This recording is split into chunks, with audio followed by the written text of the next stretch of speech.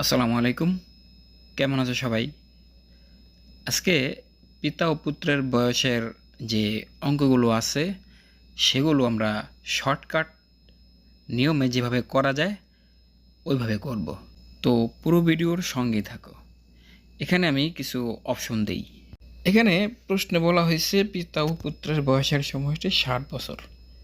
5 বছর পূর্বে পিতার বয়স পুত্রের বয়সের 4 গুণ ছিল। পিতার বর্তমান বয়স কত? তো এটা তো আর নর্মালি করব না, করব শর্টকাট পদ্ধতিতে। আর সেটা হলো আমরা এখানে যে অপশানগুলো আছে সেগুলো আমরা টেস্ট করব যে এত হতে পারে কি না। তাহলে ক দিয়ে শুরু করি। যদি পিতার বর্তমান বয়স 40 ধরি, তাহলে পুত্রের বয়স 20 বছর হতে হবে, যেহেতু বয়সের সময়টি 60। এখন 5 বছর পূর্বে পিতার বয়স পুত্রের বয়সের 4 গুণ ছিল। তাহলে 5 বছর পূর্বে কার কত ছিল? পিতার ছিল 35 আর পুত্রের ছিল 15।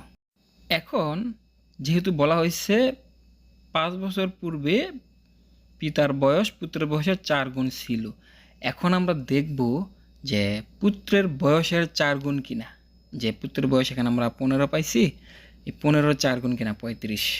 কিন্তু না, 15 4 গুণ হয় না, 15 4 গুণ হলো 60। তাহলে এখানে ক অ্যান্সার ভুল, এটা হবে না। এখন ঠিক এভাবে করলে কিন্তু বোঝা যাবে সঠিক উত্তর কোনটা। এটা কিন্তু মুহূর্তেই বের করা সম্ভব হচ্ছে। তখন খকে চেক করা যাক। তাহলে পিতার বর্তমান বয়স 45 হলে এখানে পুত্রের বর্তমান বয়স হবে কত? 15। 45 আর 15 যোগ করলে 60।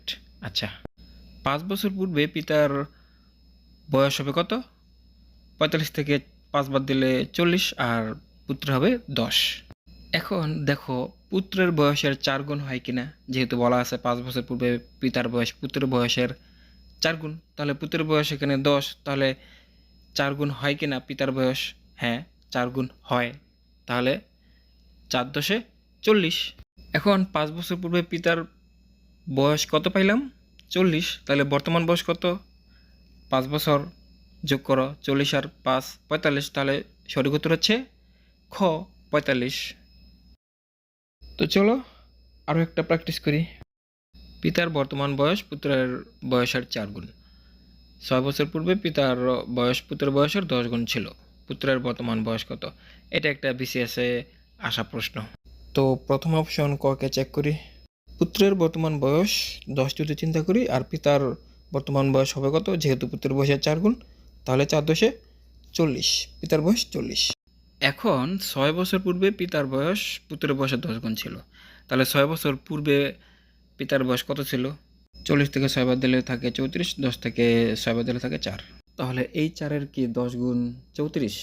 না, তাহলে ক উত্তর হবে না। আর যদি আমরা পুত্রের বর্তমান বয়স খ চিন্তা করি, মানে 14, তাহলে পিতার বর্তমান বয়স হবে 4 14 56।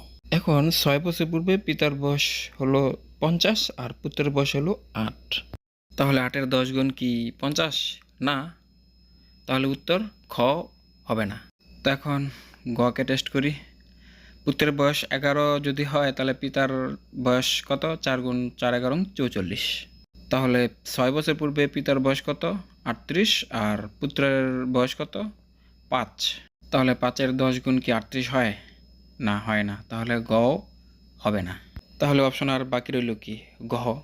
তো স্বভাবত উত্তর এটাই হওয়ার কথা। তাহলে আমরা এটাও চেক করে দেখি। পুত্রের বর্তমান বয়স 9, তাহলে পিতার বর্তমান বয়স হবে 4 নং 36। এখন 6 বছর পূর্বে পিতার বয়স হবে 30 আর পুত্রের বয়স হবে 3। তো এখন এই 3-এর 10 গুণ আমরা 30 পাচ্ছি। তাহলে উত্তর কি? ঘ 9। দেখো তো খুব সহজে আমরা বের করে ফেললাম না? কতক্ষণ লাগলো?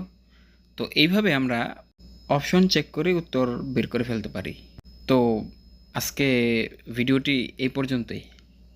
খুব ছোট হলেও তোমাদের ভিডিওটি অনেক কাজে দিবে।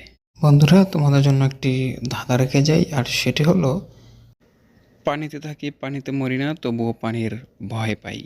বন্ধুরা, আগের পর্বের ধাঁধা হলো যতই কাটি ততই বড় হয়, জ্বালাই না তবুও আলো হয়। এই ধাঁধার উত্তর হলো মোমবাতি।